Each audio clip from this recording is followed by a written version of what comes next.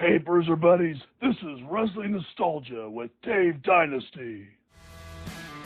Before we dive into the episode, make sure you hit subscribe on the podcast platform you're listening on. Also, follow me on X at The Dave Dynasty and subscribe on YouTube by looking up Nostalgic Dave Dynasty.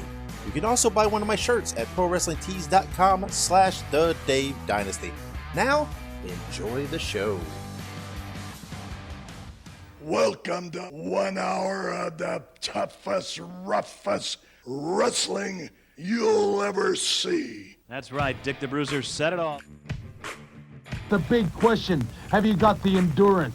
Have you got the brains to get past the excellence of execution?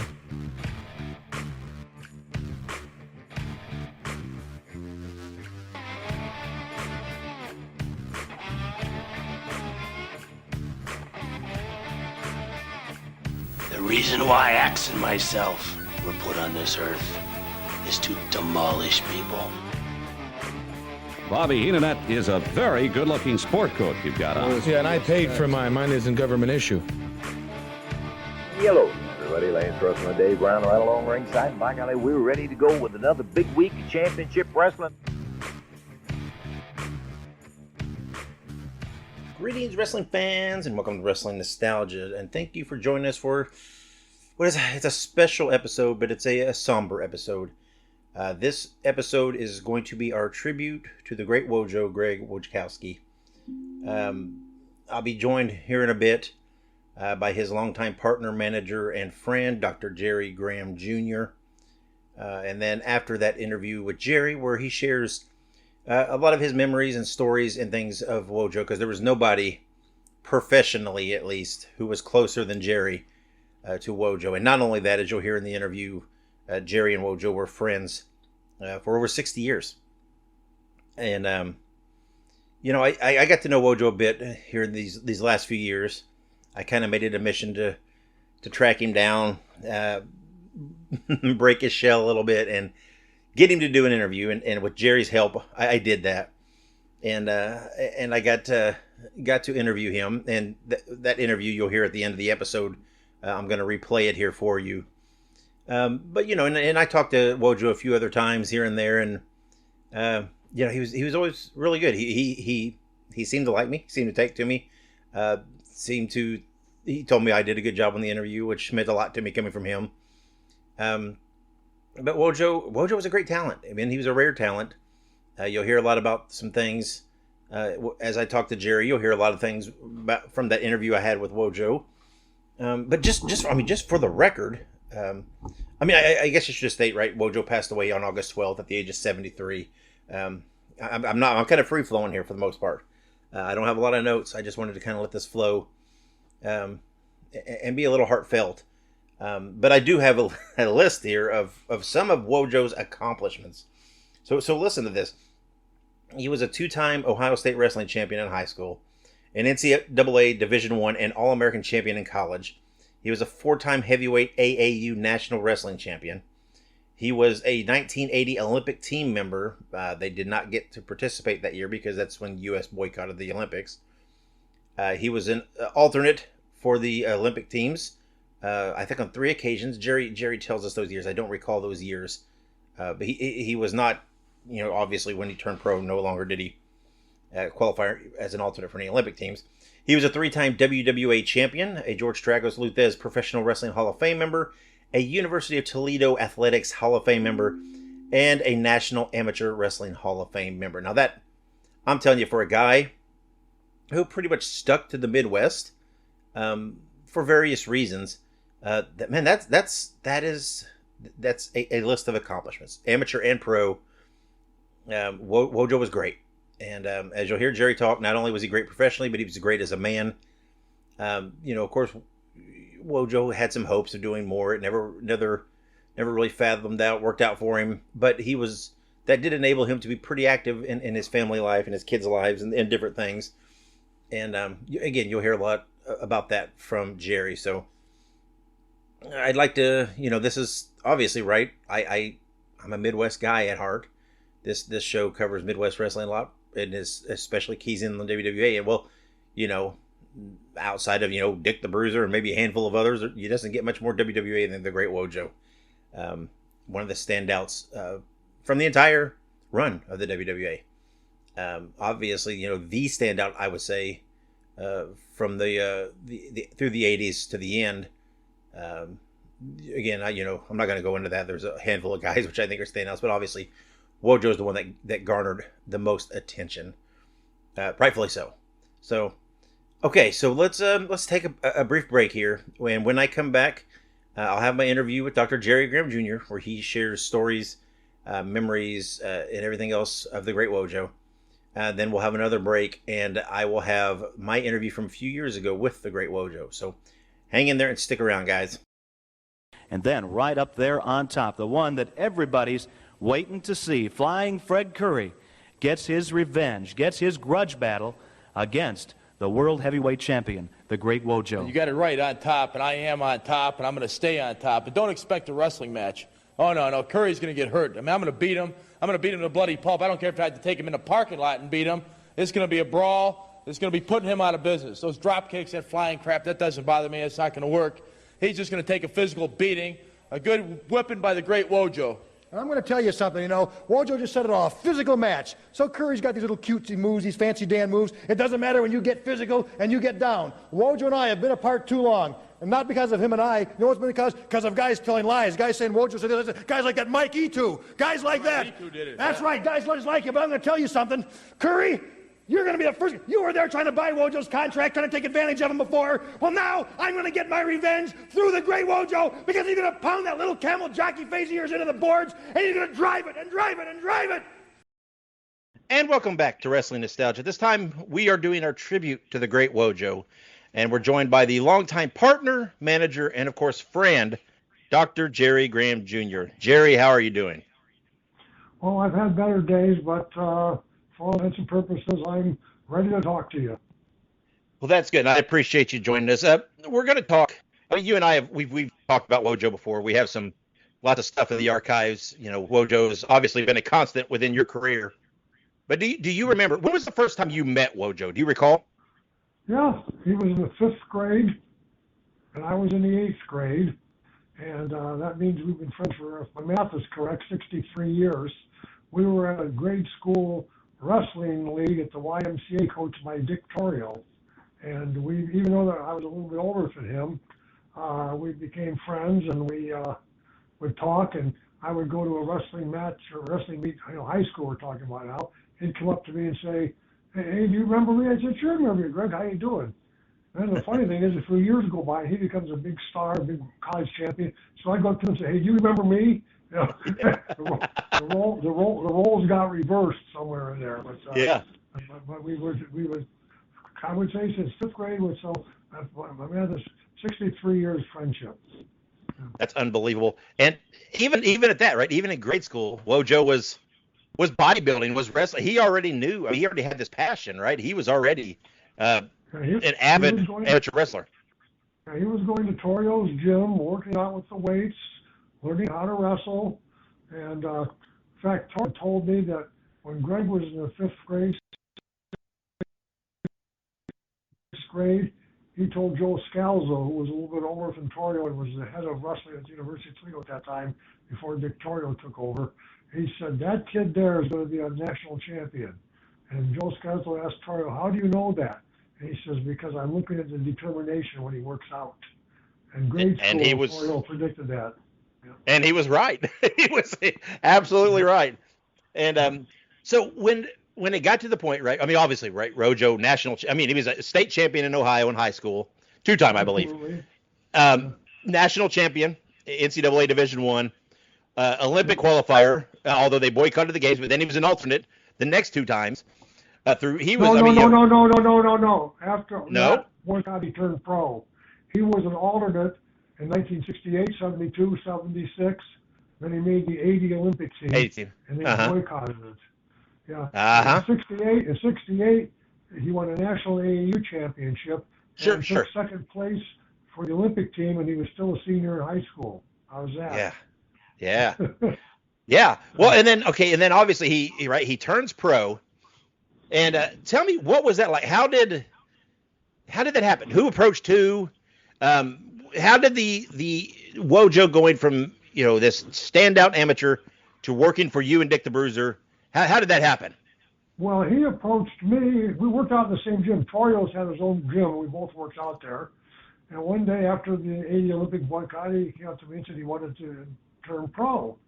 And right then, rumors started flying in Toledo that I was, trying to capitalize, take advantage of, talk Wojo to being a pro, which was not the case. He came to me.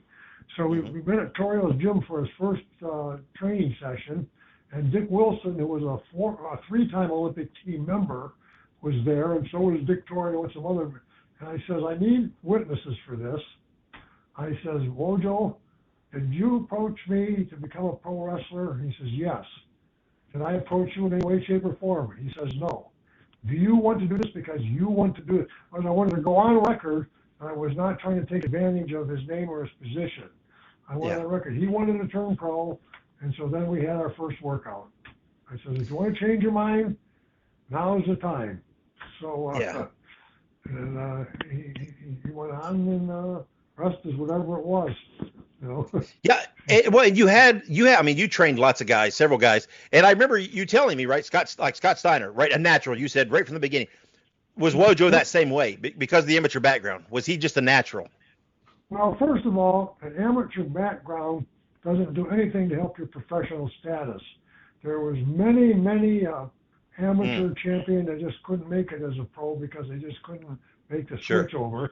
The sons who did, of course, like Von Roschke, he made the switch quite easily, and so did what's his name, Kurt Angle, and so there's some guys, but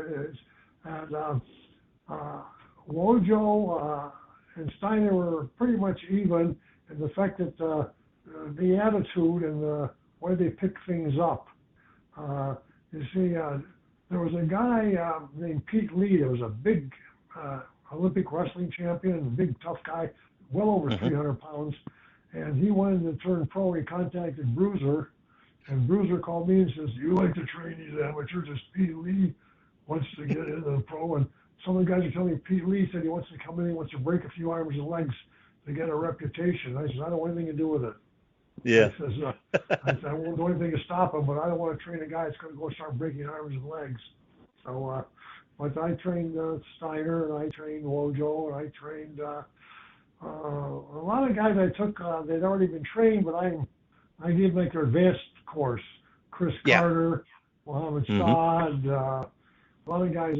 Carter's already in business, but I taught him psychology and other moves and what things are all about in the business. And but starting from scratch with Steiner and Wojo and Andy Shane. And, But then there's other guys that come along, and I tried to help, and some of them did very well. George Petrosky's passed away now. He was Jason, and then the Russian Brute. He was the Russian Brute. He'd already been trained, but he never had any opportunities, so I gave it to him. Another guy that I did not train, I won't take any. Well, and one of the differences probably, right? Like especially with Wojo. Oh, I'm sorry. I didn't mean to talk over you there. Well, I'll say one of the differences with Wojo might be attitude, right? And whatever Wojo set out to do, he was going to do it to the best of his ability. He understood what it was about. You see, what it's about is drawing money and doing things to excite the people. And like Bobo Brazil taught me early on, you don't get yourself over, you get the match over. You do things to get your opponent looking good as well. And I always enjoyed working with Bobo Brazil and many others. But Wojo, he was my pride and joy of all the guys that I trained, of course. And he had a chance to study under other guys as well, and I was encouraging it, but he didn't want to. Al Costello, a Kangaroo, had a school in Detroit with Ricky Cortez, and I took Wojo up there once, and Wojo just didn't want to take the ride. He goes, "You can teach me stuff." I said, "I can teach you stuff, but it's good to learn from different guys."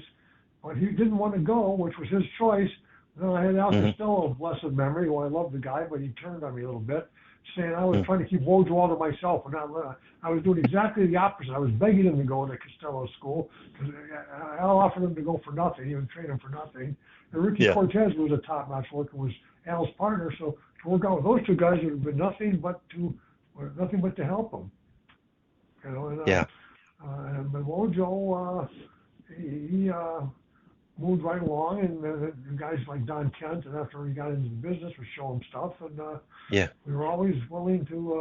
I never tried to keep Wojo for myself, so to speak. It sounds like a lover's triangle, but I always wanted Wojo to get out there, and he became. I'll tell you the thing about Wojo that he became. He was a good mechanic, but his real strong point was he was believable. Yeah, right. Nobody doubted Wojo. When he took on the audience, people in the audience had a chance to come up and get a chance at the championship. And then we knew that was going to be a response to this, but we had a millionaire that was a big fan put up $100,000 to Flair, Bockwinkel, and Hogan. If they would wrestle Wojo belt for belt, he'd give them $100,000 if they could beat Wojo. And we never had any takers. Yeah. So.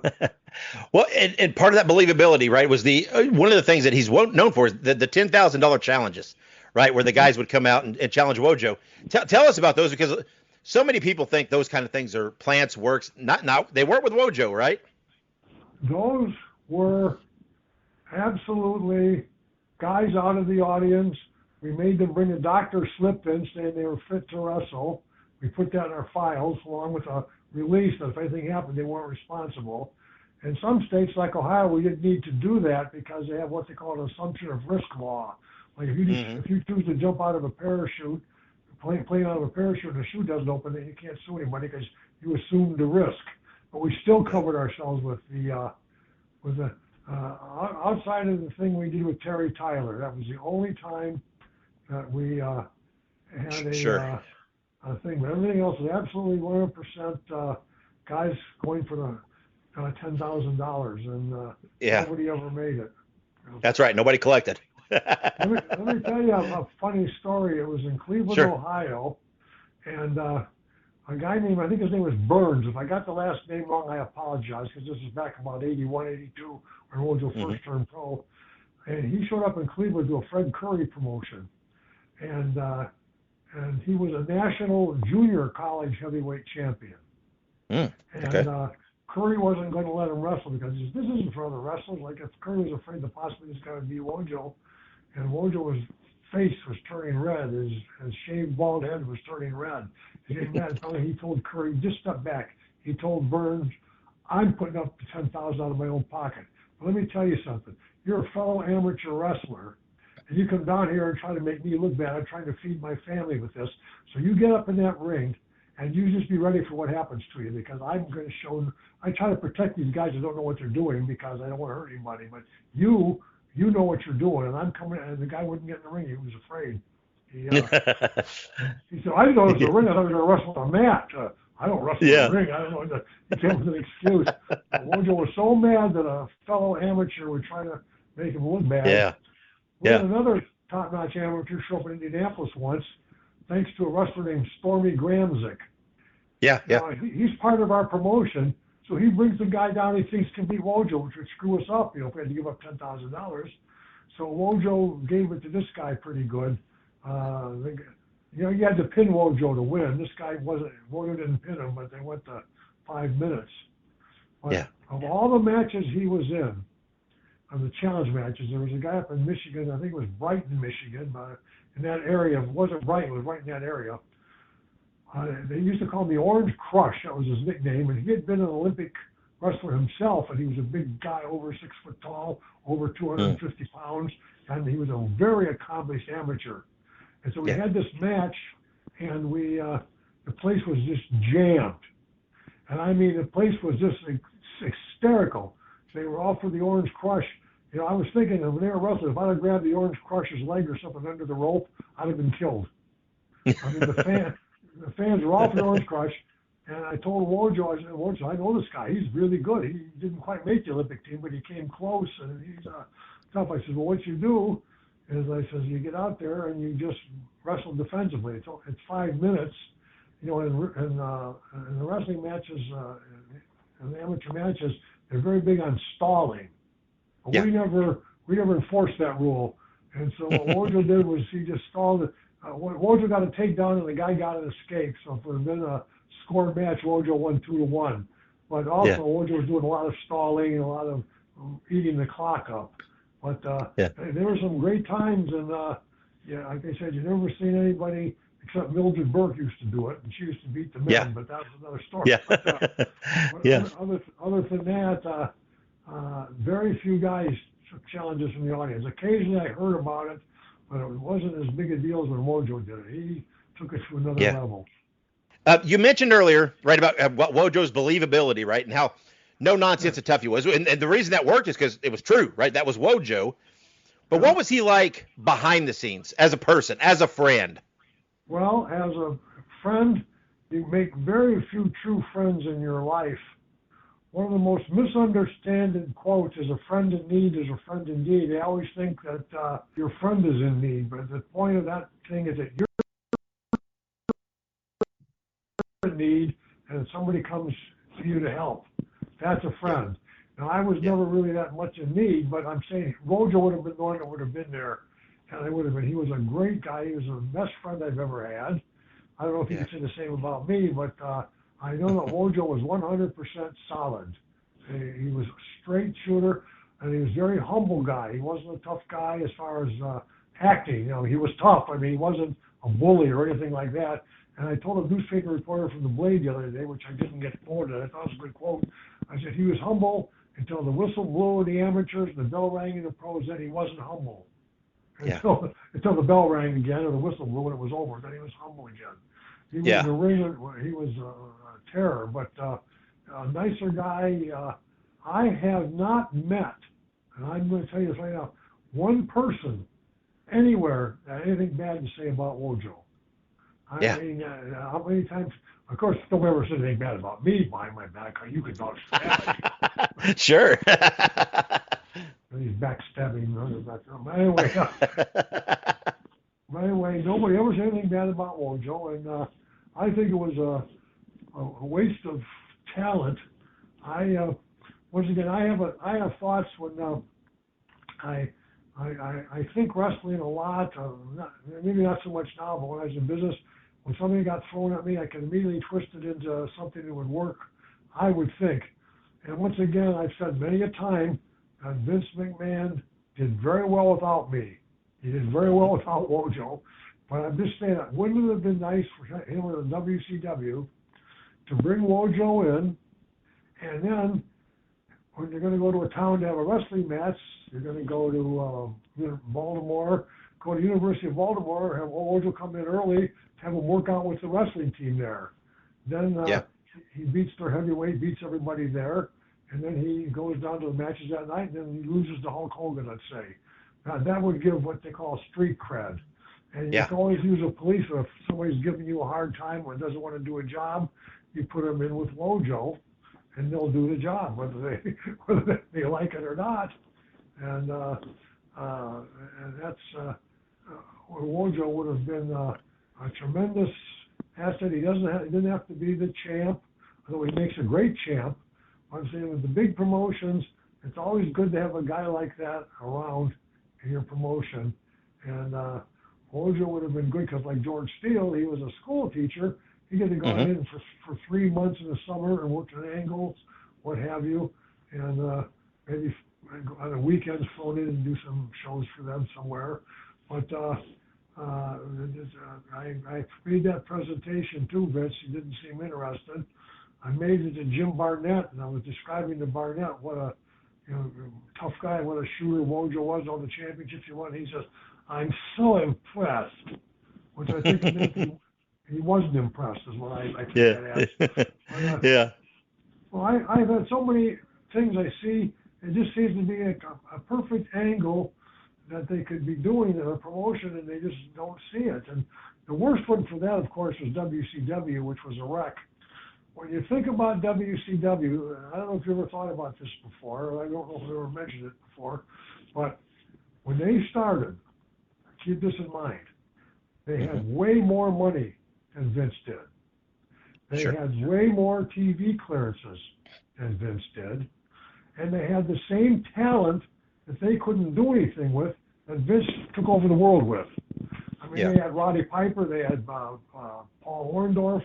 You go right down the list, and all those guys, all they came to work for Vince, the same guys. So it was just a matter of the angles and how you used them. And when they first went WCW versus the Monday Night Wars, they called it. I'm sure you know they started off with WCW getting the better ratings. Yeah. And a friend of mine, I don't want to embarrass him, but he's a pretty good wrestling guy, says, "You guys are going to put Vince out of business." And he says, "No, they're not. In a few months, Vince is going to have it controlled." And that's what happened.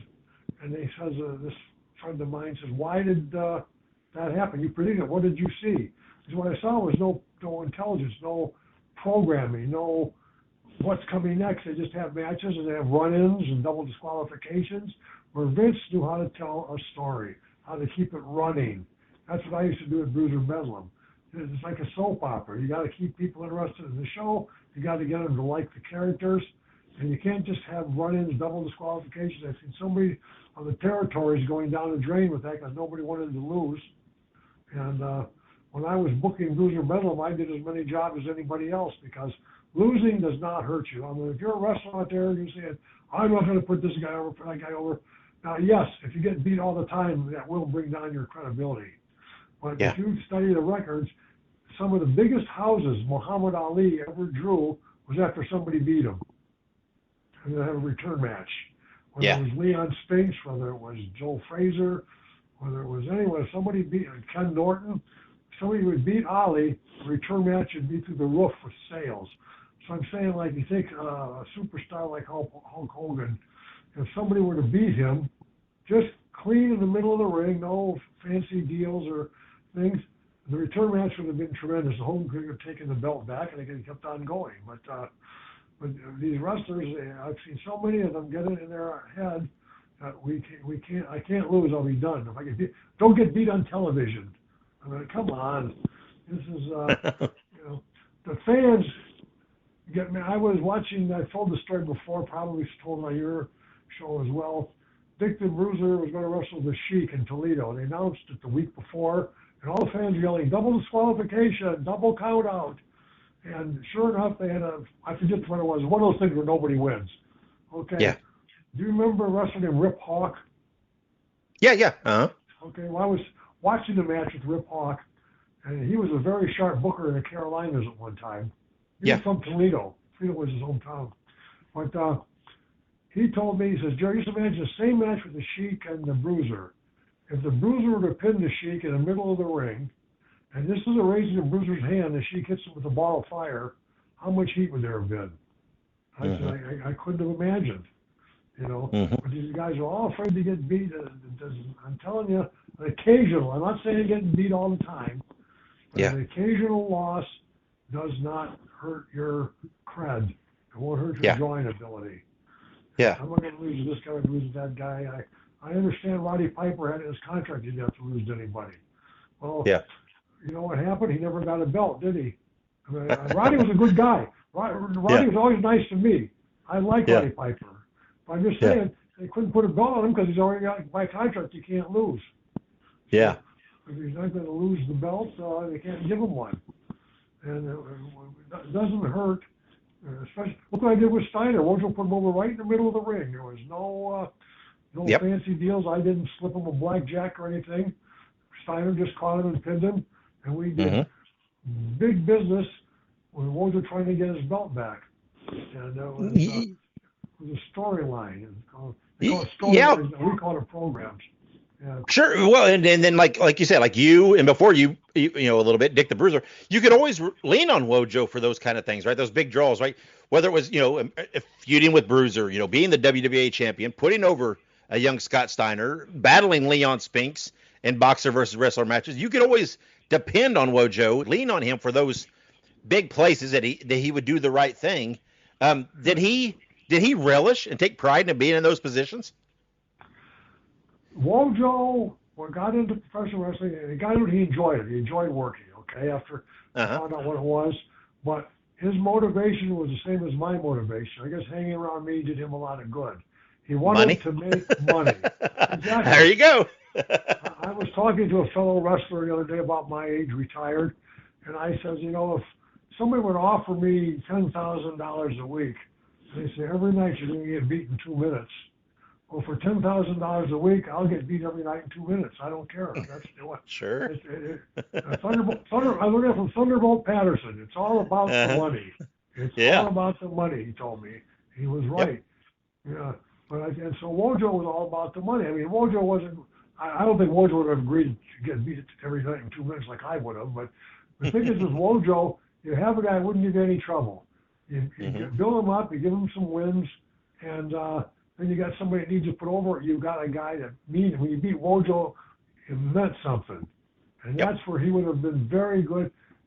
Like they took him down to Puerto Rico, Carlos Colon, and they put him in with Hugo Zavinovich, or I can't pronounce his name, but the guy was a so-so worker. But the first night in, they had him go a half-hour draw with Wojo.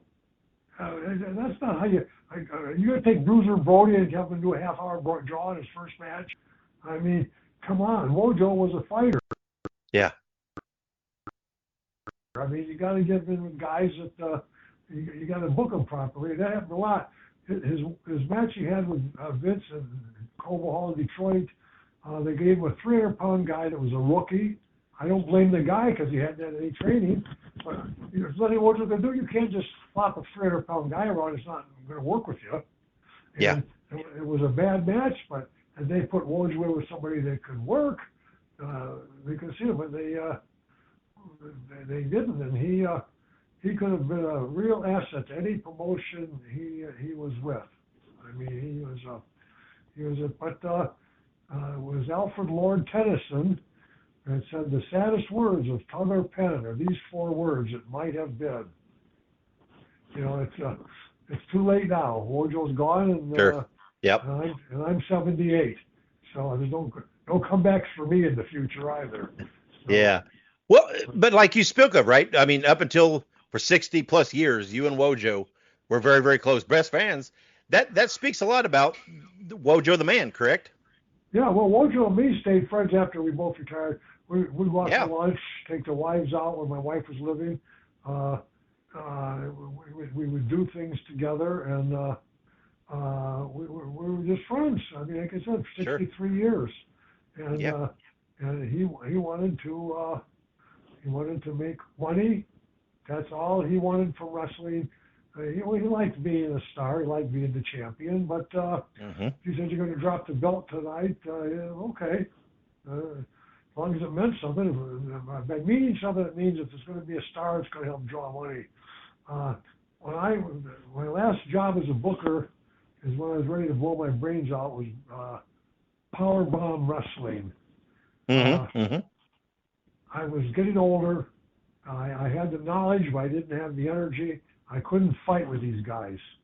They wouldn't do what I wanted them to do. They kept changing finishes behind my back. They would screw up everything. I'm thinking, I used to book some of the top guys in the business: Bobo Brazil, Moose Sholak. Dick the Bruiser would listen to me. I mean, I was working for Bruiser, but he liked my ideas.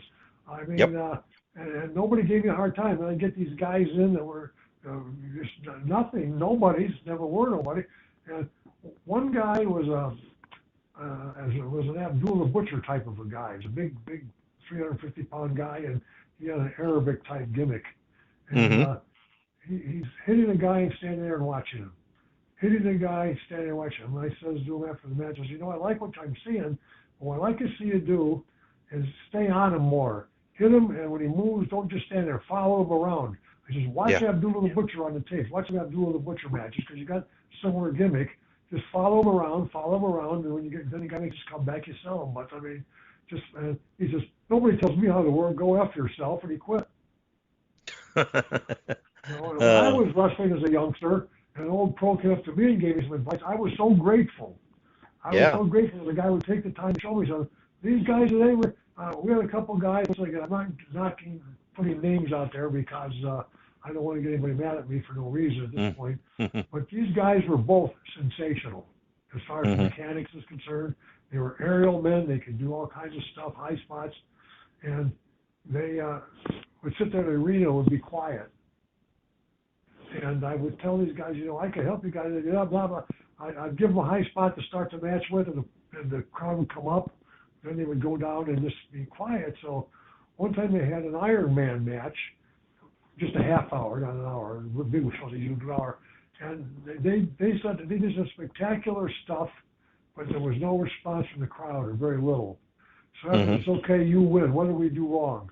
I said, well, what you did wrong is you're doing good things, but you're not doing it in the right place. Some wrestlers use the expression, you got to tell a story, sometimes you got to paint a picture, but the match has got to mean something, and then Wojo understood that. Wojo understood, when Wojo and me would work as tag team partners, he would pick up on the stuff that we were doing right away, and I just couldn't believe it when these guys, and they weren't drawing any money, and they wouldn't do a thing, except the time I made my comeback when I was 60 years old. Then the place was packed. And then when I brought my insane brother, Fabian Aloysius Graham, that beat my attendance record. But then after that, the guys in the ring, it was the same thing. They all were good mechanics, but they didn't know how to structure a match. And they didn't want to learn. You learn by having somebody like me tell you, teach you, suggest. And I would be happy to help anybody in this business, but they don't appreciate it. And then, so I resigned from Powerbomb Wrestling. I didn't just walk out. I don't have female hormones. I went to the owners and said, I don't want to do this anymore. And I said, here's one last thing for you guys to do on your next show. And so I didn't leave them without a thing, is get somebody else to do the booking, because I can't do this if they're not going to. One time I booked a match, and I'm driving to Detroit to go on vacation, and they called me and says, "Oh, those guys told us they weren't going to be here that week, and we forgot." So their advertised main event. I mean, this is what I had to put up with. I mean, once again, I'm not mentioning any names because some of these guys that do these things are my friends. I send to my friends, but it's just, it was just, I'm not going to make it straight. I'm not perfect. I make mistakes too, but I am a perfectionist, which in my definition is I strive for perfection. I'm never happy. I've never been there, but I want things to be done right. I want angles to be done right. I want things to be done right. And with Bruiser Bedlam, we had a great success with my ideas. Of course, at that time, we were booking 20 shows a month, and a guy would get fired from there. And I only fired 2 guys the whole time I was there at Bruiser Bedlam. And both times, it was, one guy was a friend of mine. I didn't want to do it, but he went to work for a competition of ours right in Toledo area. And I told him, I said, you can't do that. You're on my TV. If you do that, then everybody on our TV can go work for anybody they want to. And those guys should have called me and said we want to run a show, and I would have worked with them. But they just tried to pirate my help. And the one guy that won, I had to fire him, and he was a good friend of mine. Another guy was a dope addict, kept coming in high, and when he had a bad match with El Bracero, which was almost impossible to have, El Bracero was one. So that's when I let him go. I was like, if you can't have a good match with El Bracero, we can't use you because a broomstick could have a good match with El Bracero. Well, if somebody came up to you and asked you to summarize the great Wojo, just as a pro wrestler, not the person, just as a pro wrestler, what would you tell them? You mean critique him? Somebody mean critique him? No, if they just said, tell me about I've never seen the great Wojo. Okay. I've never seen his career. Tell me what the great Wojo was like. Well, you got a guy that's 5'10", 285 pounds without an inch of fat on him. A guy that had a head for the business, a guy that had the right attitude for the business, a guy that would work with people. He would never hurt anybody, although if there was anybody that was capable of hurting somebody, it was the great Wojo. If somebody tried to shoot with him, they would have been extremely sorry. but he had the right attitude. He never hurt anybody. He never lost his temper in the ring. Like if he get potatoed or something, he was just absolutely. He would be an asset to any promotion that he was with. And I don't know why more guys didn't pick him up. People tell me that all the time. Why didn't Wojo go with the big guys? I tried to get him in with Vince. Ric Flair booked him with WCW. I think I told you that story. Mm-hmm. And Wojo had his car packed, ready to drive to Atlanta, and just some instinct. He said some premonition. He called down there and says, Wojo, I'm starting there this week. And should I come right to Atlanta, or do you want me to go to a town? He had a question. He said, we don't know what you're talking about. You're not scheduled down here. So why Ric Flair would do that? Ric Flair is one of my nemesises. He was a very rude person, a very, he's still going around. He doesn't realize he's pushing 80 like I am. And it's time to be the grand old man and just sit down and shake hands. And I'm not saying you have to not come to the matches. They're going to induct Wojo into the CIW Hall of Fame on September the 14th here in Toledo. And I know I don't go to these little shows anymore. They asked me to come to that one to be there and help accept the award with us. I believe they're going to give it to us. I told them I would be there for this one. We were, like I said, it was a big devastation to me when they called me and told me I was. I've always tried to deal with death in a realistic manner, knowing that everybody's going to die, and I've always been, I think, a very stoic type person. I've been dying on the inside, but I just broke down when I heard Wojo. I just of course. It was just too much. But that was it. Wojo was a man that should have had a chance, never did. If he'd have come out of the school, and once again, if is a big word. They say if wishes were horses, beggars could ride. But if he would have come out of the same era as Lou Thez and Strangler Lewis and guys like that, he would have fit right in, because that's the way he was. He was tough, rough, and ready to go. And but he still had a career, and he enjoyed himself. And and he had his family and his wife. And his kids. That's what I was gonna say. Now, say Jerry, someone else approaches you and says, "I don't care about professional wrestling. I don't whatever. I don't care. Tell me about Greg as a husband, a father, a man, a friend." What would you say to that person? His family came first. Believe me, I'll tell you. I already told you about as a friend. He was a guy who would be there for you if you needed him. Yes. At least for me, he would. And he took care of his kid. He trained them. He made sure they did good at schoolwork. One of his sons is an anesthesiologist. The other one is a wrestling coach at a high school. And his wife is a wonderful woman, Hilda. And he has stepkids and grandkids and step-grandkids. And he's absolutely a family man right from the heart. I mean, he was like the Ozzie Nelson of wrestling. You too young to remember Ozzie Nelson. Yeah, I do. No, I remember him. Yeah. Ward Cleaver. I mean, he was a father. Yeah. He was absolutely. He was a sitcom father, a 50s sitcom father. Yeah. He'd sit down and help. He could help Chip with his homework, and he'd get an A with just one session. Yeah. That's the kind of the guy he was. He was. He was just too good to be true.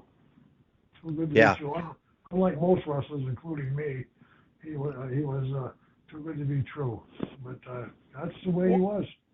And like you said, right, Jeremy, anybody who's involved in wrestling, right, you lost many friends in the business and everything else. But you, like you said, this was different for you, right? Because this wasn't just a friend. This, like you said, 60 plus years. This wasn't a friend. This was a brother. And I knew his father. I knew his mother. I knew his grandmother. Yeah. I got a picture of Greg when he was in grade school that I keep on my desk drawer here. Yeah. I mean, it was a friendship. Remember one time his father came in a restaurant with his mother, which would be Greg's grandmother, and they saw us, they sat down with us, and he says to his mother, he says, "This is Jerry, he wrestles with Greg." And she says, "You better not hurt my grandson." I said, "Well, I'll try to control myself, but sometimes when I get mad, I can't. I might have to break an arm or leg," or something. His dad was laughing. Those wrestling grandmothers. No, but too, grandmother worries about her grandson. Yeah, don't you hurt That's my right. grandson. I don't think she has to worry about Dr. Graham hurting or anybody else. That's right. That's right. Well, and I wanted to ask you as we wind this down, and if you don't want to share, I understand. Do you recall the last time you spoke to Wojo? Yeah, it was about a week or two ago. I congratulated him for getting put in the Amateur Wrestling Hall of Fame. I was sorry I couldn't go with him, but I just couldn't make the trip. It was too far. And we were talking about going to get together and have lunch, and that was kind of an innocuous conversation. And then sure. And then I got a call that he died. Yeah, I mean, a conversation you've had, probably thousands of times, right? Yeah, thousands of times. Maybe a week before he died, a week, 10 days, something like that. We'd call each other just to see how we're doing sometimes. Yeah. Now, I wanted to close, Jerry, with this, though. If you've had that conversation with Wojo 1,000 times, talk to him, right, about this and that, let's have lunch, blah, blah. You've done that so many times. But if you had the chance to do that last conversation again, and you knew that was the last conversation, what would you say to Greg Wojo? Well, I'm going to have to say I don't know. That's like saying if you were going to be put in the electric chair, what would you say before they threw the switch? You'd have to be sitting there. Yeah, right. Yeah. I don't know. That's just a question. I'm not trying to be rude. No. It's a deep question, right? It's heavy. Somebody's going to die tomorrow. What are you going to say to him? Sure, right.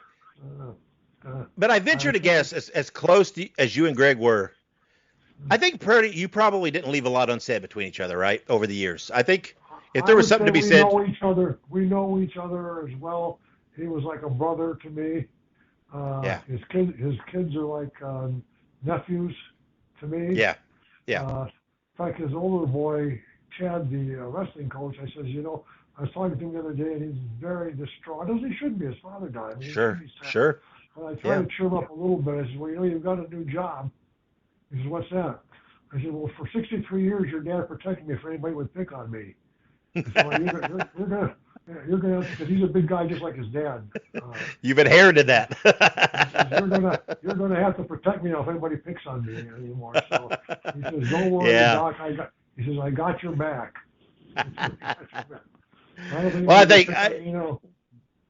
I think that probably summarizes Wojo the best, right? He had your back, right? He was that kind of friend you could count on.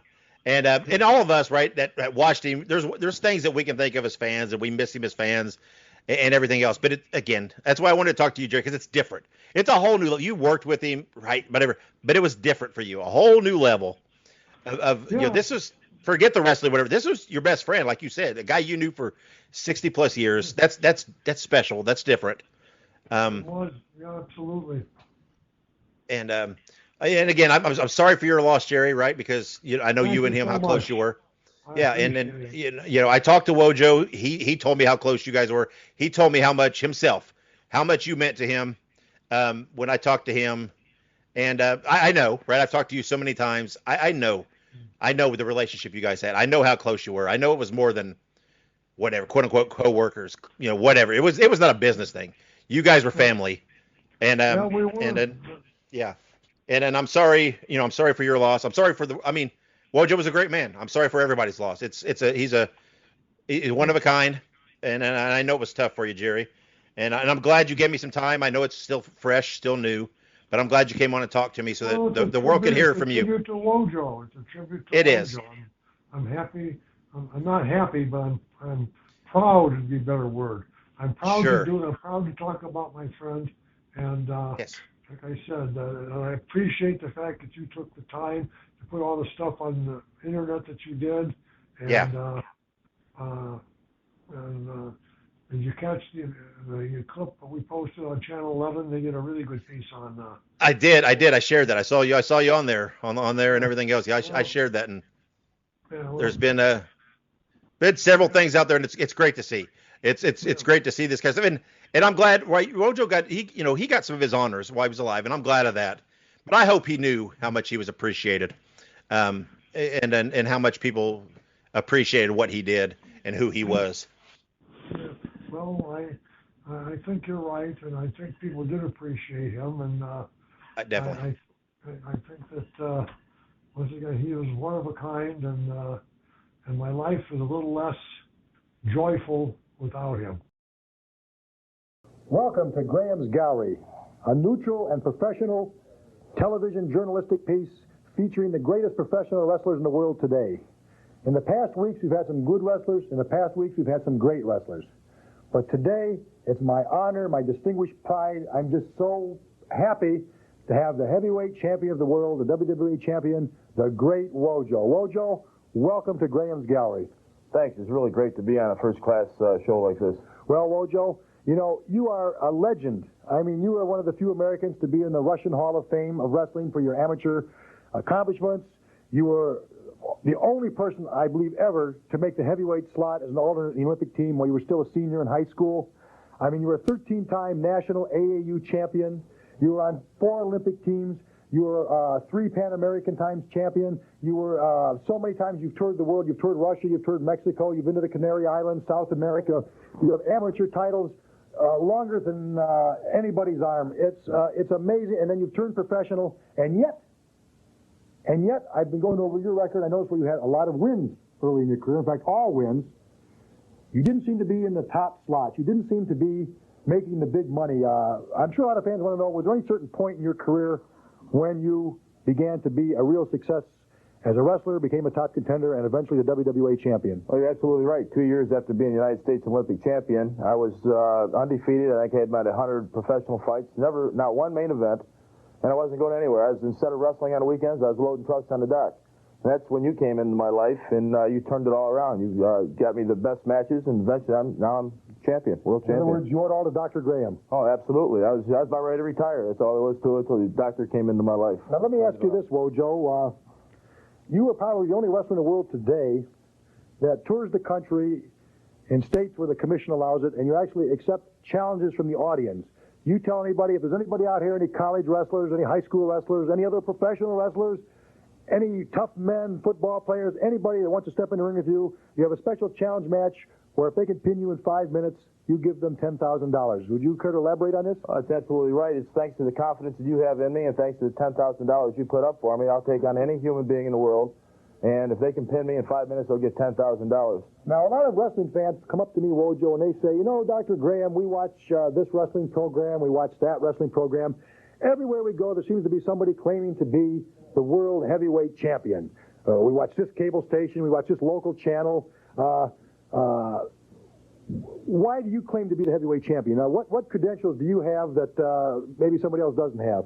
Well, let me tell you something. First of all, I was the United States Olympic champion in 1980. I beat, in the past, all the 1984 Olympic champions, and I've beaten all the professional champions, or all the professional wrestlers that I've wrestled. Right. It's the only thing I can criticize you for as my manager, that you've been able to get me a match with the Well, Wojo, to defend myself, it's common knowledge to every champion anywhere from any wrestling promotion that I have a certified check posted for $100,000 to anybody that claims to be the world champion that wants to match you belt for belt to make an undisputed title unification, and they've all run like cowards.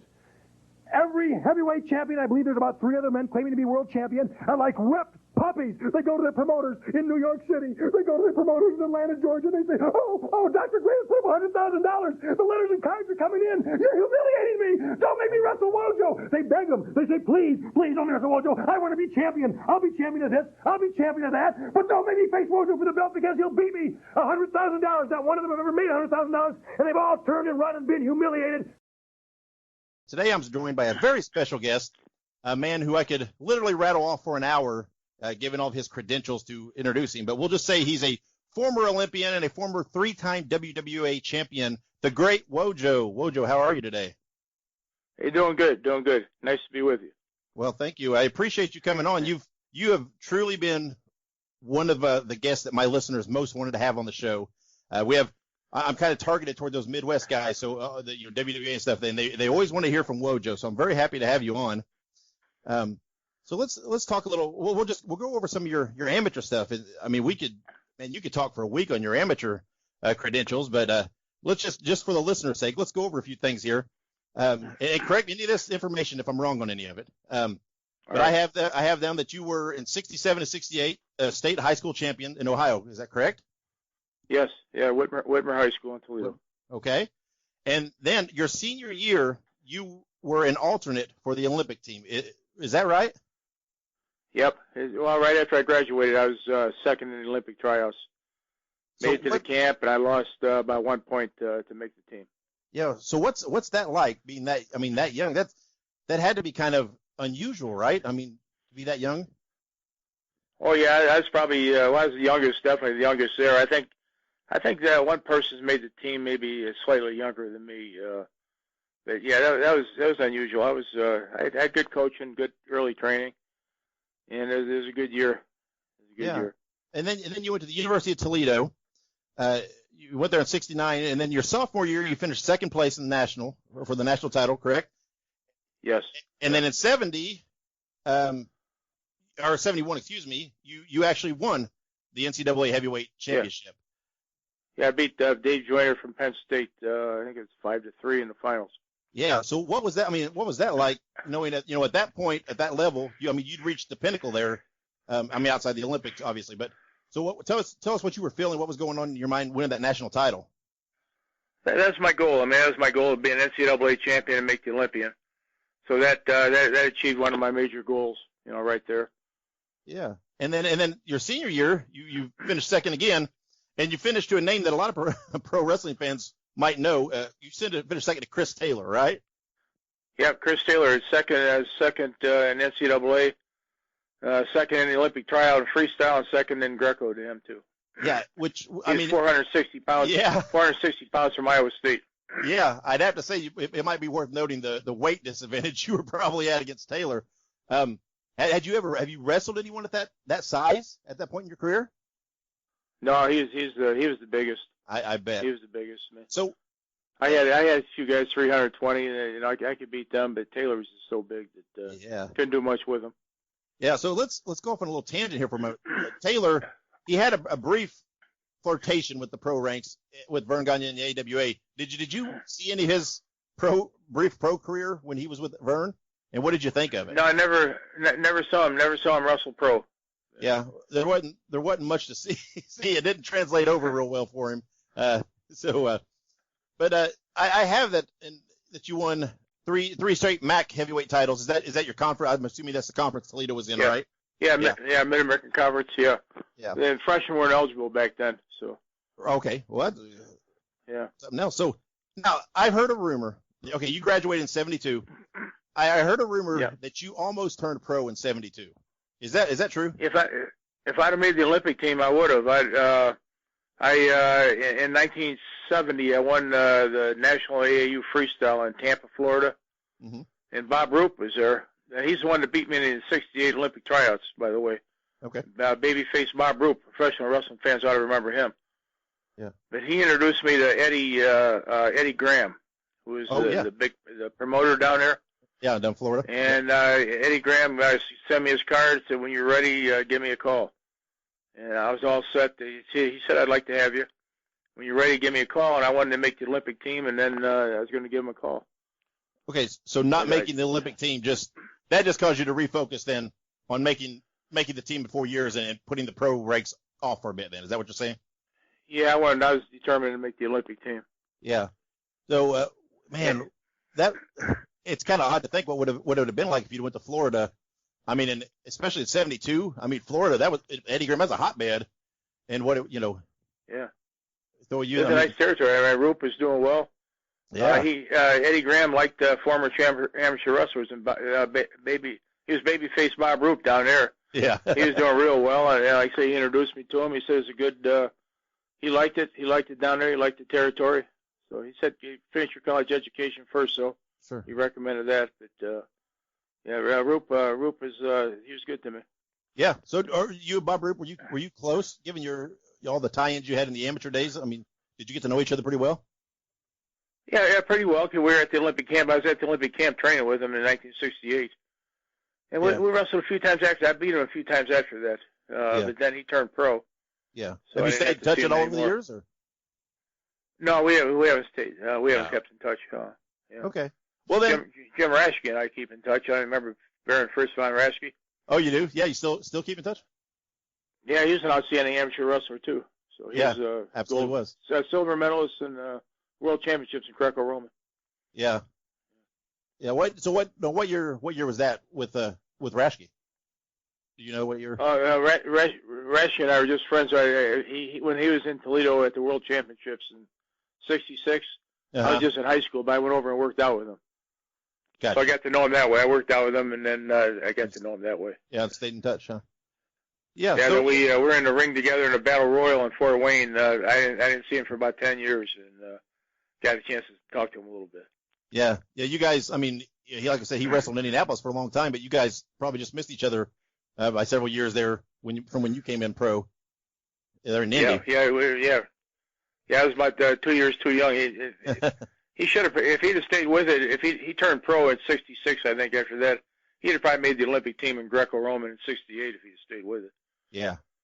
Yeah. Well, your determination paid off because in 1980 you did make the Olympic team, and So tell me now, there you are. That was it had to have been your next goal, right? You won the national title in college, and your next goal you said was to make the Olympics. So what was that feeling when you made the team there in '80?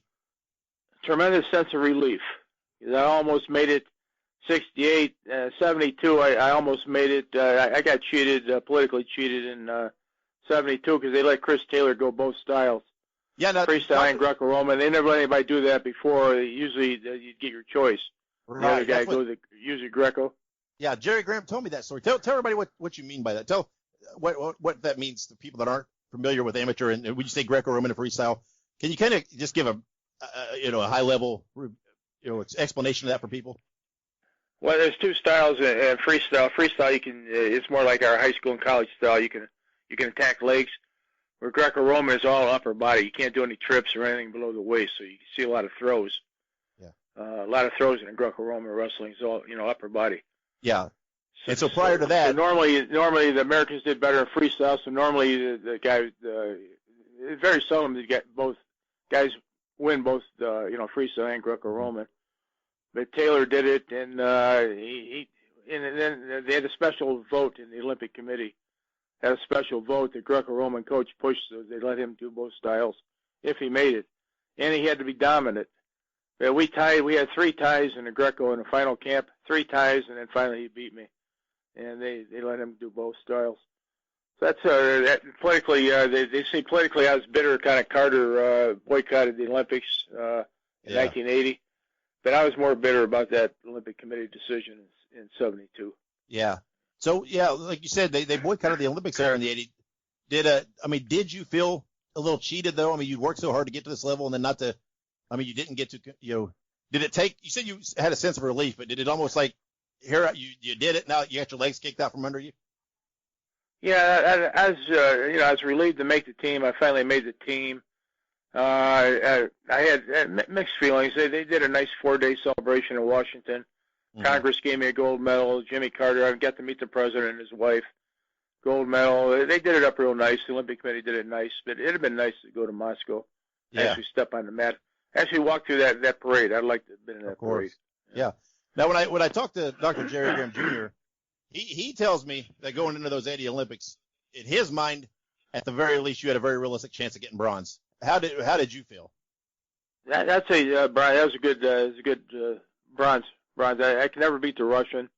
Yeah. I beat the Pole. I believe came in 3rd. I beat him in a practice match once at a training camp. Mm-hmm. I beat the guy that was 4th. So I think bronze would have been realistic. And so we're kind of wrap up the amateur. Did you attempt to make the teams anymore after that in '84, '88? Did you go out for the teams anymore? No, that was it. No, I turned pro. I turned pro after that. Yeah. Oh, that's true. Okay. So let's talk about that. Yeah. You trained with Dr. Jerry Graham Jr., Dick the Bruiser. There, where you knew Jerry from high school, is that correct? Oh, Jerry, yeah. Before that, even grade school. We were together in Hawaii. They used to have a Hawaii kids, downtown Hawaii kids program. So we met kids program at the Hawaii. Yeah. So you knew Jerry all these years, and you saw, he was already, managing in the pros and wrestling for Bruiser. So who made the call? Did you make the call to them about going pro? Did they call you after the boycott? How did that all turn about? Well, I talked to Jerry, and I think it was around 1976. I said, if I make the Olympic team, will you be able to hook me up and get me started wrestling professional? Okay. And there's that the Torio Health Club. Sure. And he said, yeah, he'd do his best to help me get started. But I didn't make the team in '76, so then I had to wait till 1980. Okay. Then Jerry's working out at Torio's. I said, well, let's get going. Okay. So he helped me out. He trained me. Yeah. Do you remember the first time you met Dick the Bruiser? Yep. Yeah, I was in Indianapolis doing TV promotions.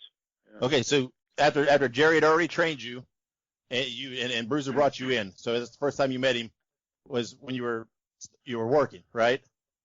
Yeah, just starting out. Yeah. Bruiser gave me, Jerry trained me, but Bruiser gave me the opportunity. Sure. Now, what was your initial impression on Bruiser? Because I would like to think that you and him have a lot, you get along pretty well. You're pretty no nonsense, pretty focused. He has, played college football briefly and everything else. So what was how did you get along with Bruiser initially? And what was your first impressions? I was impressed. I was impressed with him. And I knew he was older, but he's a well-built guy. He was rugged. He was a rugged guy, and he was always down to earth, and he treated me fairly too. So. Yeah. Do you remember your debut match at all, pro? Or is it? Oh yeah, for sure. Yeah. Yeah. Who was that against? I was in Toledo. In Toledo, I beat Smasher Stone. Oh, okay. The body slam. Yeah. It was a thrill. It was thrilling. It was exciting. Yeah. And from what Jerry tells me, you didn't necessarily watch a lot of pro wrestling growing up or anything like that. You weren't a big fan like he was, but it was just the natural kind of progression of your career. Yeah. My dad, we watched a little bit here and there, but not too much. Yeah. I remember Killer Kowalski though, and Bobo Brazil a little bit, but I wasn't a big fan. But I always say I had the goal. I wanted to make the Olympic team and then wrestle pro though. I always had the goal. Okay. And then so you started wrestling for Bruiser there. What was it? Soon after 80, 81? I mean the early 80s, right? I mean it was. Yeah, it wasn't soon after I made the Olympic team. I came back from the Washington ceremonies and I think I started that was in August. I got started in September. Yeah, and Bruiser probably didn't work for Bruiser till maybe November of that year, I suppose. Yeah. Okay. And during this time, because you have a teaching degree, correct? Were you still teaching and stuff during all this? Oh yeah, I taught full time all the time. I just wrestled professional, just part time. Yeah, and now except in the summer, I had a chance to go to Japan for a while and Puerto Rico. Right. It's what's good about being a teacher. You get summer vacation. That's right. Yeah. Yeah.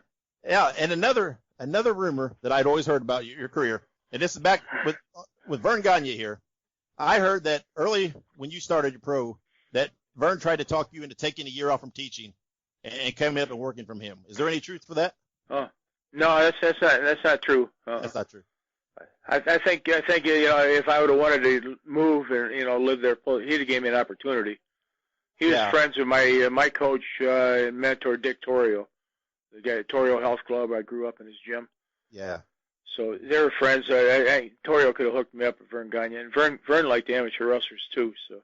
Yeah, that's what everybody says. Everybody says that you seem to be the perfect guy that Vern Gagne would go hot and heavy for. You have that amateur background, and you're no nonsense. And everybody cannot believe that you didn't work more extensively for Vern. I think you probably did some shots for him in Chicago.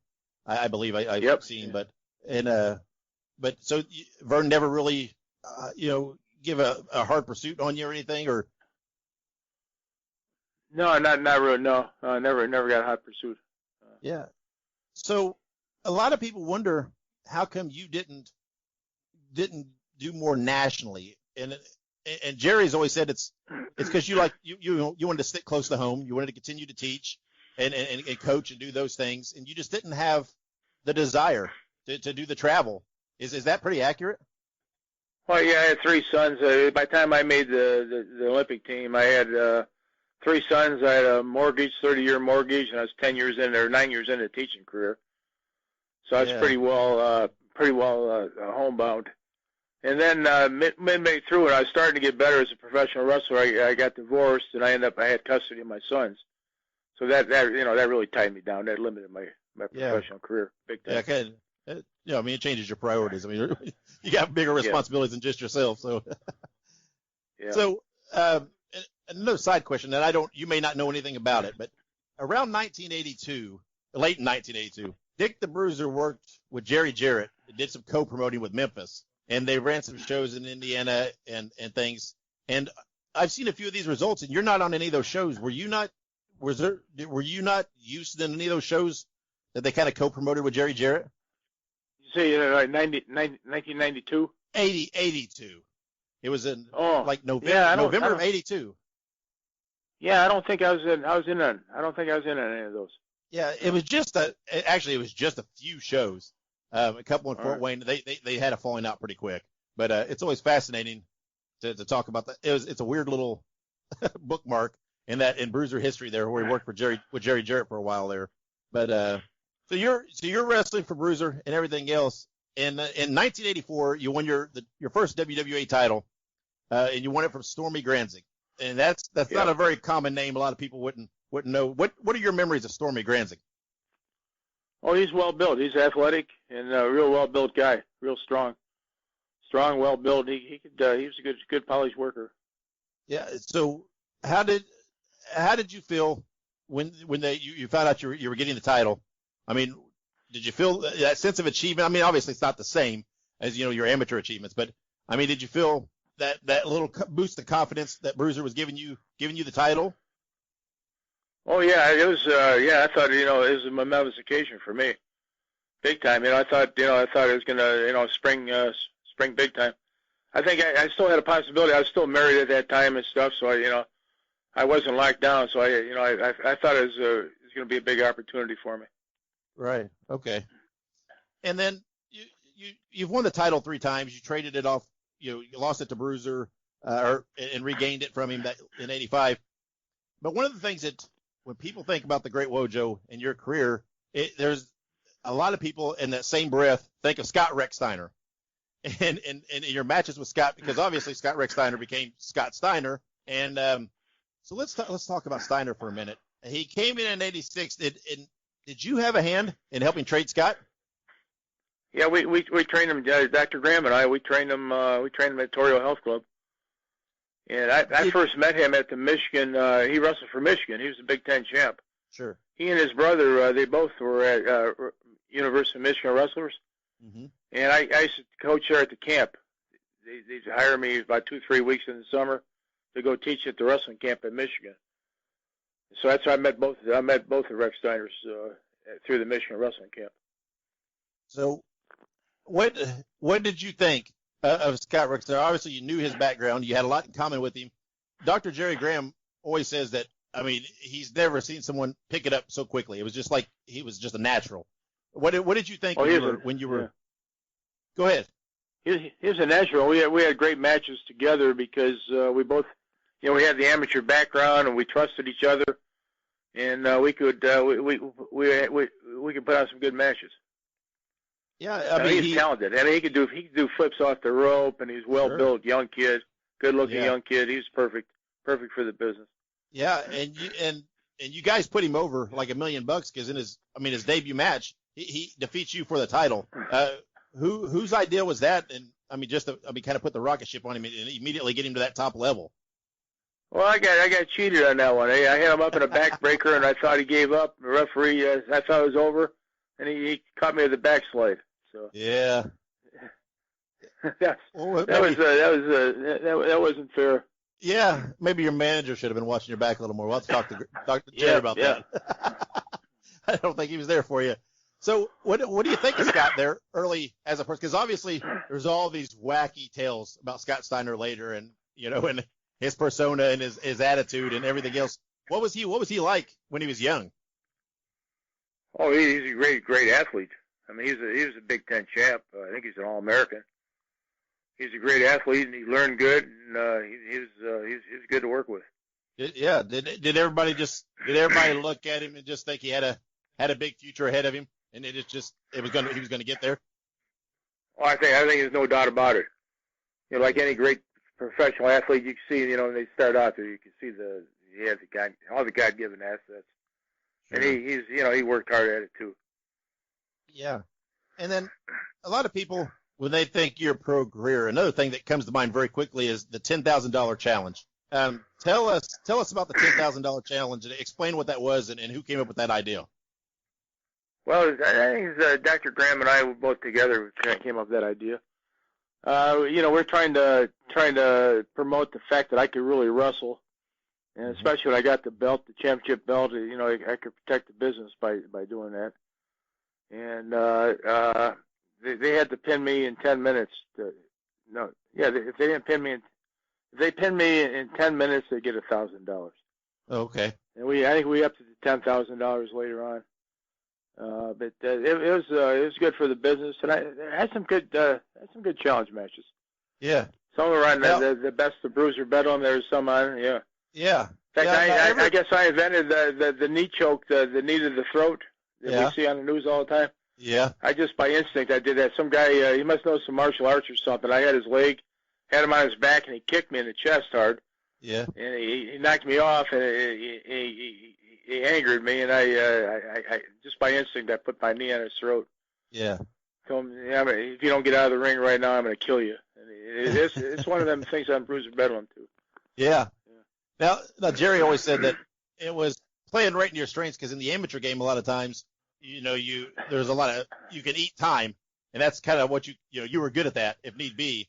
And so how did you go about picking the challengers from the crowd? I mean, did he try to find someone that he thought, might put up a good fight, but, not push you too far? Or, how did that all come about? Well, we didn't pick him. Usually the promoter, whoever's promoting the matches or whatever. Oh, okay. And they'd ask people to sign up as they walked in or whatever. So we didn't hand select them. It was a real deal. There are a few ringers. I think Stormy Granzig was a little angry with me for winning the title from him, and he brought a buddy in that I didn't know he was a wrestler. He was a junior college national champion. He's a 190-pound national champion. Yeah. All roided up. He's about 250 pounds. I wasn't worried about it. I didn't know he could. I didn't think he could wrestle. I didn't know anything about his background. He came right in there. He picked me up with a double leg tackle, picked me way up in the air, slammed me down. And it took me about 30 seconds to be able to pop up and get away from him, and get my amateur style escape. Yeah. I ended up taking him down about 2 times. He got exhausted, and I tripped him, did a cross leg foot sweep on him. He rolled out of the mat. He was exhausted, and he left. But he was a ringer. Yeah. There are a few. I remember the Orange Crush up in Michigan. He was the coach, but I knew he was good going in. He was a coach up in Michigan at a high school. We did a booster benefit, and he gave me a good match. I beat him by it had been about a 2-point decision. It was in amateurs. So I it would was think interesting. Yeah, that's something Jerry always said that he thought would have been a perfect role for you with the national company like WWE or whatever. Would have been at whatever town they were in or whatever else that you could go do appearances with the local high schools. And with the wrestling team, given your amateur background and stuff, I'd have to think doing some of these boosters and stuff, that would tie in well with given your amateur background. Yeah, it had been. I think it'd been a good way if one of these big agencies would have picked me up. Yeah. But again, my lack of willingness to travel, I think, it held me back. But that'd been a good way to go. Yeah. It drew interest. The challenge match drew some interest in the fans. Yeah, of course. And a name from the Bruiser Bedlam days that a lot of people don't know a lot about is a guy named Terry Tyler. Who is Terry Tyler? Do you know much about him? Because no one knows much about him, and he didn't really appear much beyond those Bruiser Bedlam days. Do you know who he was or much about him? I think he originally started out challenging me.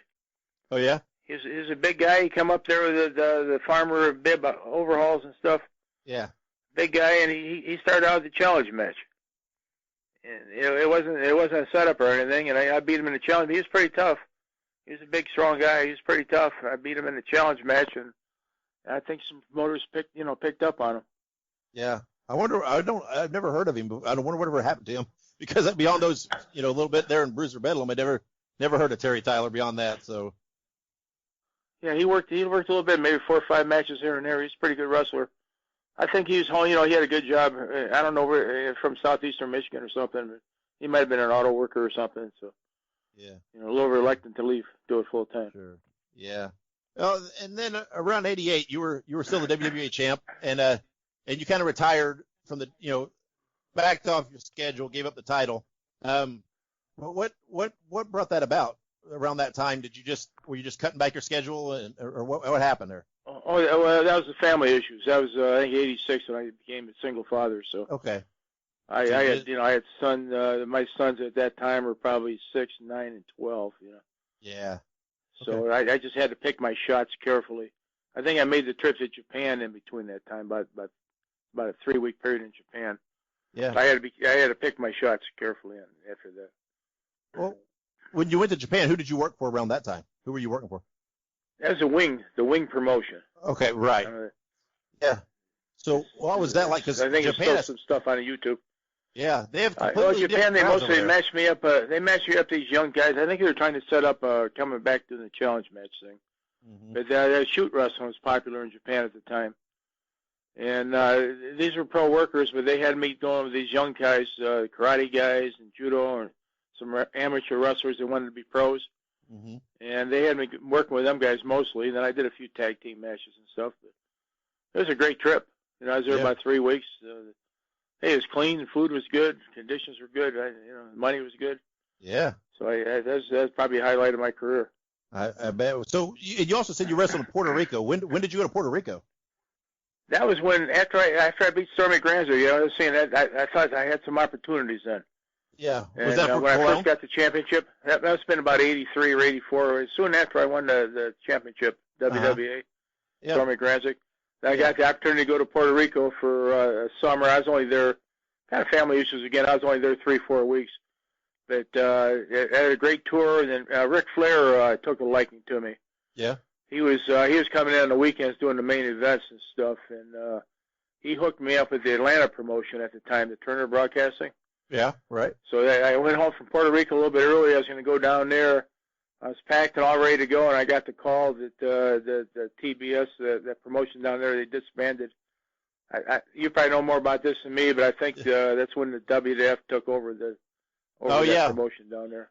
Oh yeah, bought out the TBS time slot. Yeah, the whole Black Saturday thing. So I was looking to go big time. If I went down there, I was going to take maybe take a year. I'll take professional leave for a year.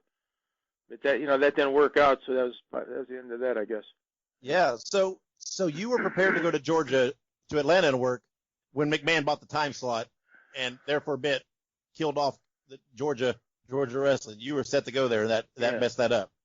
I was all set. I had the car packed and everything. Yeah, that was. I thought, well, here's my ticket. I'm going to make the big time, but it just didn't work out. So it's probably for the best. Yeah. Things probably worked out for the best. The family issues and stuff. That's more important. I retired from teaching. Sure, and I don't have no complaints, but I'm glad I did the pro wrestling. Yeah. Right, yeah. And you also you made a couple of appearances for WWE in Detroit there in the mid '80s. How did that go, and what was that like? It's nice being on the big stage. It was nice, and I got the chance to meet Hulk Hogan and Andre the Giant in the dressing room and stuff. Andre was big as what you fathom. He could. My hand just sunk in his hand. I shook hands with him. Yeah. He had to duck and turn sideways to get in the normal dressing room door and stuff. Yeah. So, I enjoyed that. I met some of the honchos and stuff. It was enjoyable. They treated me nice. They treated me good. Yeah. They just did they ever try to call you again and have a discussion with you about the travel thing, or did nothing just come from there? Just worked a few times locally, maybe West Virginia, a couple of times down there, maybe once in Kentucky. Yeah. Just fill up their local card and stuff. That's right. All right. Yeah. No complaints with them either. They treated me good. Yeah. And then on June 25th, 1989, probably had one of the most widely known matches of your wrestling career when you did the boxer versus wrestler match with Leon Spinks. So how did that come about? And what was it like working with Leon?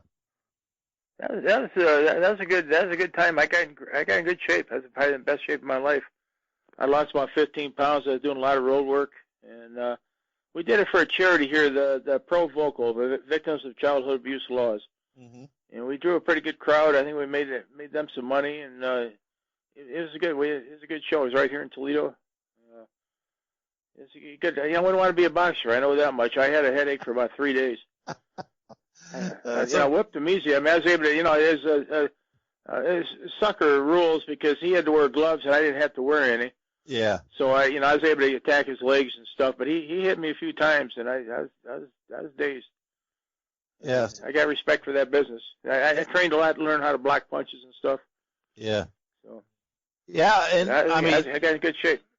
Yeah, I mean, it must have, you working with Leon must have been good and everything. Cause, you had a rematch in '93 with him. You did it again.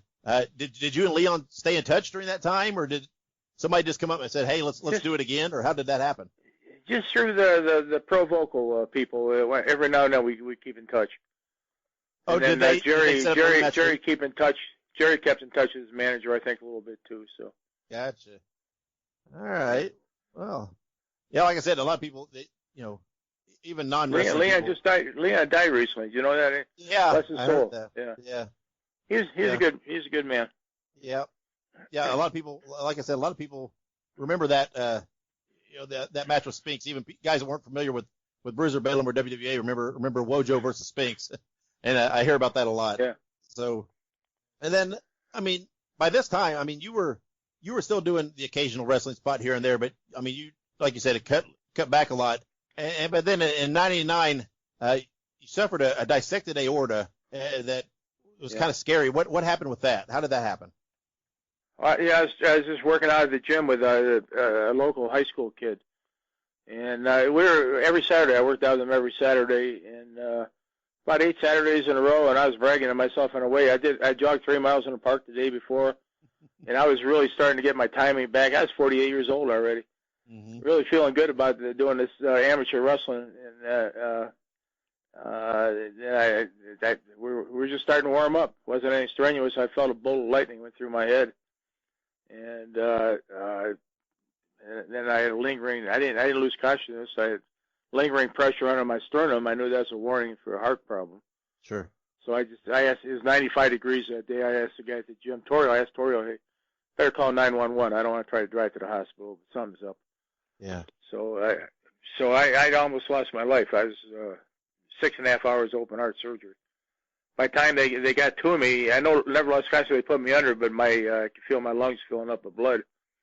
By the time they got to me, it tore all the way through, and they had to replace the valve, and they had trouble patching it up. But 21 years later, praise Michael Morales was my surgeon, and praise the Lord. Yeah. And I'd heard you say, I think I read an article or something, that actually just a few days later or within a week, you had a booking somewhere, right? And that if you always thought about, man, if it had happened there, it might have been a different story altogether. That next Saturday, Jerry and I were booked somewhere up in Michigan, right? Maybe in Lansing area, maybe. I'm not sure. So, and it's a small town. It's a small town. It probably would never survive. Yeah, it's wild. I'd have probably tried to drive home to Toledo, and I probably died on the way in the car. You know. Yeah, it's wild how things like that work out sometimes. Yeah. So you said you had no regrets on your career, but when you look back on your pro career, what do you think of? What are some of the highlights for you, or your general feeling of your year as pro? Well, my highlights were the trip to Puerto Rico was fantastic, and the trip to Japan, fantastic. And I used to like driving to Indy too. We drove to Indy quite a bit. So yeah. I don't have any regrets because Jerry and I were a good team together too. I drove at night. Absolutely. He drive during the day. I drive at night. So we had some fun. We made some money. And I did it within a normal life framework too. Same as the amateur wrestling. I was teaching. I had kids, but I still I guess I did it my way. That's right. Absolutely. Yeah, I'm from the Central Indiana area. When you were in Indianapolis, did you have any favorite restaurants, favorite hangout? I mean, any place that, after show you would get a bite to eat? Any favorites there? We didn't. We were just all business. We'd get done working and we off to either the next town. Some days we have 2 or 3 day trips. Some days just one. We'd be back. We'd be back 5 in the morning and be going to work the next day. Yeah. So. Yeah. It wasn't that glamorous like a lot of people would think it'd be. Yeah, that's right. Well, there's a lot of people. Jerry's always said that you're a very humble person, despite everything that you've ever accomplished. That you're kind of quiet, kind of reserved, and I know that the business chews up a lot of people and spits them out, and it is pretty. I think it's pretty great that like you said, you did it your way. You've come out on the other side better. You had like I said, had your normal life along with getting to travel and do some of these things. I think you also wrestled in Canada a bit, didn't you, for George Cannon and did some spots up there, didn't you? Oh yeah, George Cannon, yeah. Windsor, London, Ontario. We did a lot of Ontario, all parts in between in Ontario. Yeah. So Cannon helped me get started too. He's a good man. Yeah, he was. Yeah. So I know you and Jerry stay in touch and everything else. Is there anybody else from the business that you kind of stay in touch with and talk to every once in a while, or? Just once in a while, every couple of years, Jim Raschke. I made the Lou Trago, Lou says George Trago Hall of Fame. Dan gave him a museum up there in Waterloo, Iowa. Yep. And Raschke was there, so we got reacquainted there. Wives met and everything, and so I've kept in touch with him a little bit. He's one of my favorite guys. Yeah. Baron Fritz von Raschke. Remember him from pro wrestling? I do. Absolutely do. Yeah. Sure do. He still got that claw. That claw. That's right. He's still working that gimmick, isn't he? Yeah, he is. Even signing pictures and stuff there. Yeah, it got over good. Yeah, absolutely. Yeah, I've had a lot of guys from Bruiser Bedlam on my show, and I've always spoke highly of you. I had Chris Carter on. He was fun to talk to and everything else. Do you? What are your memories of Chris Carter? Oh, we were on the same cards a lot. He's working for Bruiser a lot. He worked for George Cannon a lot too. Yeah. So he and I started about the same time. Yeah. Every now and then we travel together even too. Yeah. Yeah. There for a few years I did some managing and wrestling just in Indiana, just small stuff. But one of the guys that helped me get started and helped train me was Calypso Jim. So I talked to him semi regularly. So and I know you and Calypso had a lot of matches back in Bedlam. Yeah, and we talked too. I should have mentioned him. We talked. He gave me a call out of the blue, maybe about 4 or 5 months ago, right before I had hip surgery. Yeah. And him, and then Albacero. Yeah. Mm-hmm. Jose. Yeah. I've had Jose. Jose Martinez. Martinez. Yeah, we talked too. So yeah. Yep, I've had him on my show too. So I made some friends, and then Don Kent, bless his soul, he was one of my best friends in the business too. Yeah. He stayed at my house a few times. He gave me coaching tips for my boys when they played football. Yeah. So. I've always said Don Kent's one of the most underappreciated names in pro wrestling. He was such a great worker. So. Oh yeah, great worker, good man.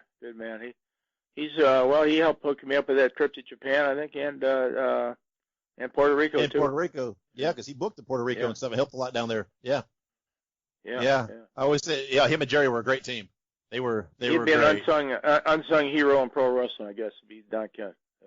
Yeah, absolutely. Yeah, and he was another guy that kind of did a lot on the kept some of his normal life too. I think he did a lot of didn't he do some teaching and coaching and stuff too through the years? He coached. He's from Battle Creek, Michigan. He coached. He's coaching in high school there, I believe. Yeah. I've talked to his daughter several times about her dad's stuff, and he's another guy that kind of did it on his own terms. Yeah. Yeah. Yeah. He's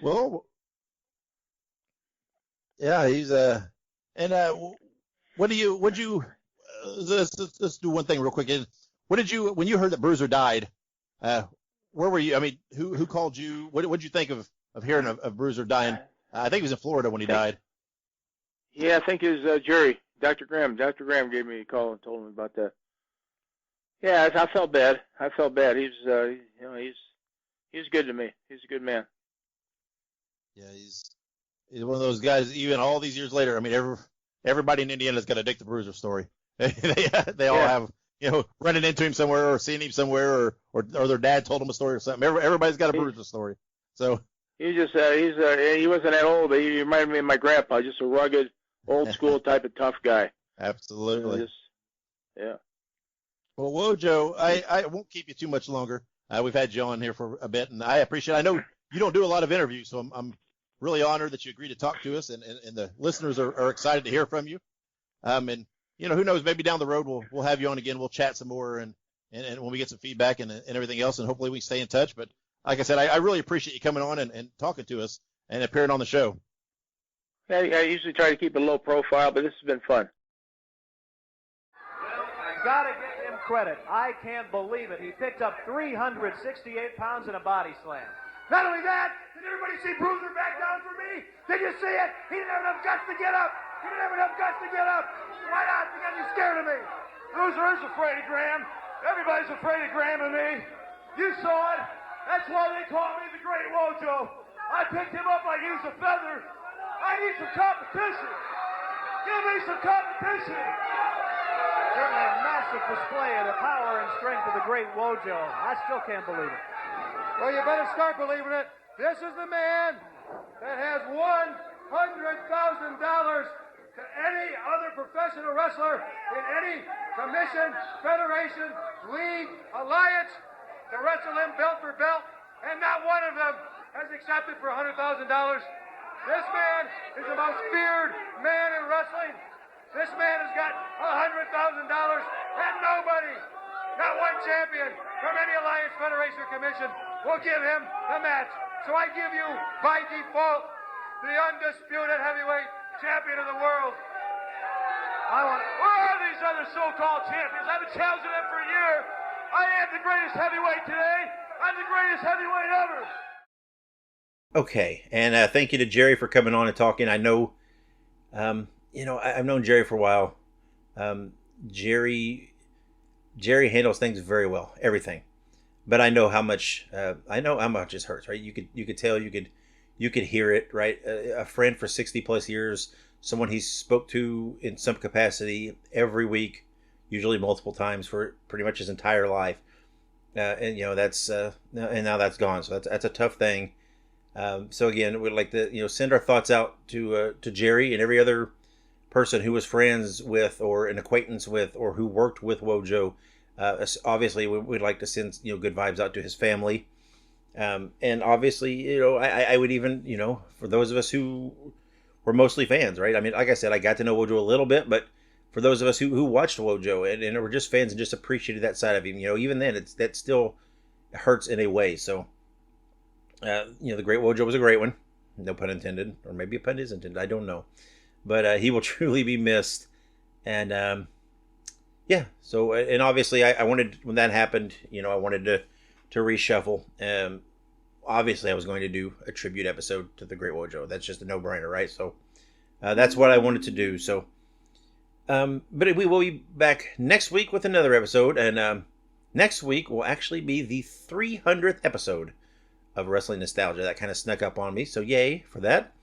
And on that episode, I have a pretty cool guest. I will have none other than Dangerous Dan Spivey will be on next week's episode, our 300th. So that sounds cool. Once again, thank you, Wojo, for all the memories. And good thoughts out to everybody who Wojo meant something to. So, guys, we'll see you next week. Wherever you go, whatever you do, be good, be safe, and always keep on growing. Fans, we brought you All-Star Championship Wrestling. This is Sam Manager thanking you for being with us and saying until next time, so long, everyone. Wrestling Nostalgia is copyright Dave Dynasty. Bruiser voice done by John Lawson.